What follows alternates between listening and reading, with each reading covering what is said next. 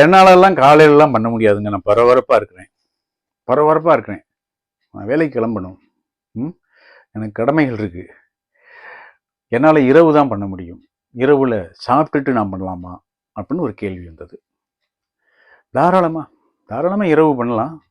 நீங்கள் சாப்பிட்றது நீங்கள் தூங்க செல்றதுக்கு முன்னால் 2 மணி நேரத்துக்கு முன்னாலேயே நீங்கள் சாப்பிட்ருக்கணும்.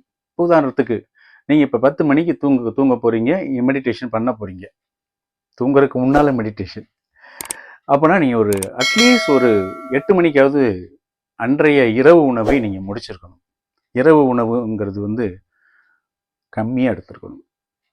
ரொம்பவும் ஃபுல் ஸ்டமக்கில் ஃபீஸ்ட் அந்த மாதிரி விருந்தாக எடுத்துட வேண்டாம். சரிங்களா?